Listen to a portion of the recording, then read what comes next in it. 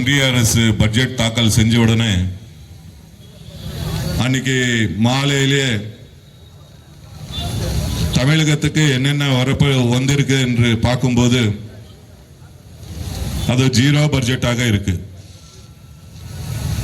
மாண்புமிகு முதலமைச்சர் அவர்கள் சொன்னார், இது ஜீரோ பட்ஜெட் இல்லை, முட்டை பட்ஜெட் சொல்லி. எந்த அளவுக்கு தமிழகத்தை ஒன்றிய அரசு வஞ்சிக்கிறது என்பதை இதன் மூலமாக நம்ம அனைவரும் தெரிந்து கொள்ளலாம். அது மட்டும் இல்ல, பட்ஜெட்ல ஒன்னும் அறிவிக்காது மட்டும் இல்ல, நமக்கு கொடுக்க வேண்டிய நிதி கூட விடுவிக்கவில்லை. அதாவது கல்வி தொகை 3450 கோடி கொடுக்கணும், அதுவும் அதுல விடுவிக்கவில்லை. அதே போல 100 நாள் வேலை வாய்ப்பு மகாத்மா காந்தி தேசிய ஊரக வேலை உறுதி திட்டத்தின் கீழ் 2000 கோடி நிலுவையில் இருக்கு, அந்த நிதியும் விடுவிக்கவில்லை. அந்த குடிநீர் இணைப்பு திட்டத்தில் கிட்டத்தட்ட 3148 கோடி நம்ம தமிழ்நாட்டுக்கு கொடுக்க வேண்டியது இருக்கு, அது கூட விடுவிக்கல. இப்படி எதையும் தமிழ்நாட்டுக்கு அறிவிப்பு இல்லாம கொடுக்க வேண்டிய நிதியை கூட விடுவிக்காமல் வஞ்சிக்கக்கூடிய ஒரு அரசு தான் நம்மளுடைய பாசிச பாஜக அரசு. இன்றைக்கு அதுக்கு அடிமையாக ஒரு அரசு இங்கே முன்னாள் அரசு அதிமுக அவங்களுக்கு ஒரு தூணாக நிக்குது. ஒரு வாய் கூட திறக்கல சார். ஏன் தமிழ்நாட்டுக்கு நீங்க வஞ்சிக்கிறீங்க அப்படின்னு சொல்ல அதிமுக அரசு இதுவரைக்கும் கேட்கல. இப்படி தொடர்ந்து நம்மளை வஞ்சிக்கக்கூடிய ஒரு ஒன்றிய அரசு இந்த பட்ஜெட்டில் கூட நம்மளை முழுமையாக வஞ்சிக்கிறது என்பதை நீங்கள் அனைவரும் நன்றாக அறிவீர்கள். அவர்கள் என்ன வஞ்சிச்சாலும் நம்மளுடைய மாண்புமிகு தமிழகத்தினுடைய முதலமைச்சர் அவர்கள் எதுக்கும் பயப்படாமல் சிறப்பான ஆட்சியை நடத்திக் கொண்டிருக்கக்கூடிய ஒரு முதலமைச்சர் தான் நம்மளுடைய முதலமைச்சர் அவர்கள். நீங்க கொடுத்தாலும் சரி, கொடுக்காவிட்டாலும் சரி, தமிழகத்தை வழிநடத்தக்கூடிய திறமை எனக்கு இருக்கிறது என்று சிறப்பான ஆட்சியை இன்னைக்கு திராவிட மாடல் ஆட்சி நடத்தி கொண்டிருக்கக்கூடிய ஒரு முதலமைச்சர் தான் நம்மளுடைய முதலமைச்சர் அவர்கள். மும்மொழி கொள்கை கையெழுத்து போட்டால் நான் 10,000 கல்வி தொகையை விடுவிக்கிறேன் என்று சொன்னாங்க. நம்மளுடைய முதலமைச்சர் சொன்னாரு, நீங்க 2000 கோடி இல்ல 10,000 கோடி கொடுத்தாலும் மும்மொழி கொள்கையில நான் கையெழுத்து போட மாட்டேன், நான் அது ஏற்றுக்கொள்ள மாட்டேன், இருமொழி கொள்கை தான் நான் ஏற்றுக்கொள்வேன் என்று. அது மட்டும் இல்ல, எங்கெல்லாம் ஒன்றிய பாஜக அரசுக்கு எதிரான அரசுகள் மாநிலத்தில் இருக்கிறதோ அங்கெல்லாம் ஆளுநர்களை வச்சு ஒரு பக்கம் மிரட்டுறாங்க. கடந்த சட்டமன்ற கூட்டத்தில் நீங்க பார்த்திருப்பீங்க ஆளுநர் என்ன செஞ்சாருன்னு. தமிழ்நாட்டில் இருக்கக்கூடிய நடைமுறையை மாற்றி மத்தியிலே இருக்கக்கூடிய நடைமுறைக்கு கொண்டு வர வேண்டும் என்று துடிக்கிறாங்க.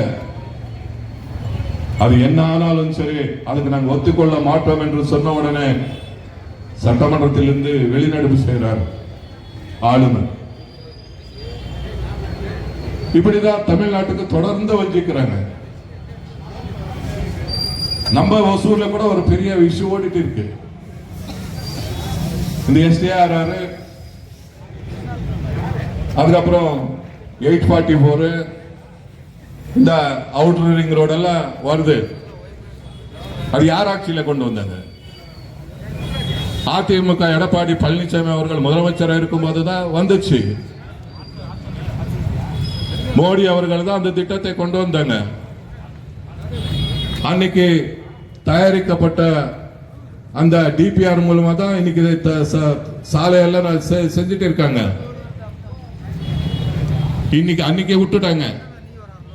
இப்ப நம்ம திராவிட முன்னேற்ற கழகம் ஆட்சி இருக்கும் போது அந்த சாலை ஓரமா 4 காரிடார் கொண்டு வர்றாங்கன்னு சொல்லி மாண்புமிகு முதலமைச்சர் அவர்கள் சட்டமன்றத்தில் அறிவிச்சது என்னன்னு சொன்னால், ஓசூரில் படித்த மாணவர்களுக்கு வேலை வாய்ப்பு கிடைக்க வேண்டும், பொருளாதாரத்தில் முன்னேற வேண்டும் என்ற நோக்கத்தோடு ஓசூரில் 500 ஏக்கர் பரப்பளவில் நாலேஜ் கேரிடர் கொண்டு வரப்படும் என்று அறிவிச்சாங்க. ஆனா கிழவர்பள்ளி டேம் தண்ணி பாயக்கூடிய இடத்துல கொண்டு வர்ற சொன்னாரு. அதே பெரிய ஒரு அரசியலாக எடுத்து இன்னைக்கு ஒருத்தர் பேசுறாரு. நிதின் கட்கரியை போய் பார்த்தாரா, அவர் சொன்னாரா, தமிழ்நாடு அரசு கேட்டிருந்தா நான் எவ்வளவு பணம் வேணாலும் கொடுத்திருப்பேன், உங்களுக்கு 3 லட்சம் 5 லட்சம் 7 லட்சம் கொடுத்து இன்னைக்கு இருக்கக்கூடிய தமிழ்நாடுடைய அரசு தான் வஞ்சிக்கிறது என்று சொல்லிட்டாராம். அது ஒருத்தர் போட்டிருக்காரு வீடியோல. நான் கேட்கிறேன், நாங்க வந்து பின்னாடியா எஸ்டிஆர் வந்தது? அப்ப நீ எடப்பாடி பழனிசாமியை கேட்காம இப்ப இருக்கக்கூடிய எங்களுடைய முதலமைச்சர் கேட்டு என்ன பண்ண முடியும்? இப்ப கேட்ட கொடுத்துடுறாங்களா? சரி, நாங்க கேட்கிறோம், நான் சட்டமன்ற உறுப்பினர் என்ற முறையில் கேட்கிறேன், நீ கூட பார்ப்போம். கர்நாடகால கோடி கணக்கில் இருக்குதா, ஓசூர்ல 3 லட்சம் 4 லட்சம் இருக்குதா? ஏன் கர்நாடகால கொடுக்கறதுக்கு உனக்கு தெரியுது, ஓசூர்ல கொடுக்கறதுக்கு உனக்கு தெரியாதா? ஏன் அந்த டிபிஆர் தயாரிக்கும் போது அந்த திட்டத்தை நீ வரவேற்படுத்தும் போது ஏன் உனக்கு தெரியாதா? ஒசூர் இவ்வளவு பெரிய வளர்ச்சி அடையக்கூடிய நகரமாக இருக்கிறது, இந்த நகரத்திலையும் கர்நாடகாவில் என்ன பணம் கொடுக்கிறோமோ அதே பணத்தை நான் கொடுக்கணும் அப்படின்னு சொல்லி ஏன் நிதின் கட்கரிக்கு தெரியாதா? வேணென்று திட்டமிட்டு சில இந்த புரோக்கர்கள் இருக்காரு பாருங்க, ரியல் எஸ்டேட் புரோக்கருங்க, அவங்க செய்யற வேலை இது. எல்லா விவசாயிகள் எல்லாம் பாவம் பயப்படுத்துறாங்க. நாங்க பலமுறை மாவட்ட ஆட்சித்தலைவரை பார்த்தோம், எங்களுடைய பொறுப்பு அமைச்சரை பார்த்தோம், எல்லாரையும் பார்த்து அவங்களை கூட்டின்னு போய் நம்ம அவங்ககிட்ட சொல்லி வைக்கிறோம். நாங்களும் அந்த பகுதிக்கு சென்று தொடர்ந்து கூட்டங்களை போட்டு சொல்றோம். இது கொண்டு வந்தது எங்களுடைய ஆட்சியில இல்ல, முன்னாள் முதலமைச்சர் எடப்பாடி பழனிசாமி இருக்கும்போது கொண்டு வந்த ஆட்சியில கொண்டு வந்த திட்டம் என்று சொல்றோம். என்ன சொன்னாலும் நம்ம மீது ஒரு பொய்யான பழி போட வேண்டும் என்ற நோக்கத்தோடு சிலர் முயற்சிக்கிறாங்க. இந்த 4 ஆண்டு காலத்துல ஒண்ணு சொல்ற, எந்த தமிழ்நாட்டில் எந்த ஒரு விவசாயிக்கும் ஒரு அநீதி நடக்கக்கூடிய வகையில நம்மளுடைய முதலமைச்சர் அண்ணன் தளபதி அவர்கள் எந்த திட்டத்தையும் கையில எடுத்த வரலாறு இல்லை. நாங்க விவசாயிகளுக்கெல்லாம் நன்மை தான் செஞ்சிருக்கிறோம். விவசாயிகளுக்கு இலவச மின்சாரம் கொடுத்தது திராவிட முன்னேற்ற கழக அரசு. விவசாயிகளுக்கு 7000 கோடி கடன் தள்ளுபடி செய்தது திராவிட முன்னேற்ற கழக அரசு. விவசாயிகளுக்கு 2 லட்சம் இலவச மின் இணைப்பு கொடுத்த அரசு திராவிட முன்னேற்ற கழக அரசு. இப்படி சொல்லிக்கொண்டே போலாம். வேளாண் தனி பட்ஜெட் போட்ட அரசு எதுன்னு சொன்னா அது திராவிட முன்னேற்ற கழக அரசு. இப்படி எல்லா விவசாயிகளுக்கும் நன்மை செய்த ஒரு ஆட்சி எதுன்னு சொன்னா அது திராவிட மாடல் ஆட்சி தான். ஆனா விவசாயிகளுக்கு எதிராக பல சட்டங்களை கொண்டு வந்து டெல்லியில அப்படி போராட்டம் நடத்துறாங்க.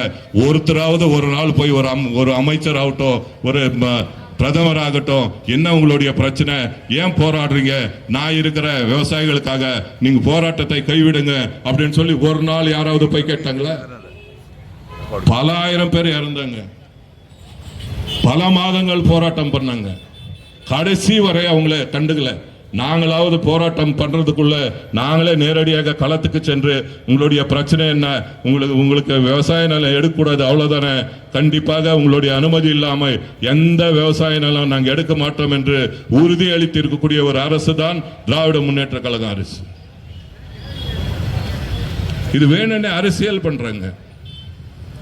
நிதின் கட்கரி சொல்லிட்டாரா, பாவம் இவங்க போறதுக்குள்ள அப்படியே வாசல் திறந்து வாங்க, என்ன உங்க பிரச்சனை, ஸ்டாலின் கேட்டிருந்தா நான் எவ்வளவு கனவு வேணாலும் கொடுத்திருப்பேன்னு சொல்லிட்டாரு, இவர் தான் வாங்கலன்னு சொல்றாரு.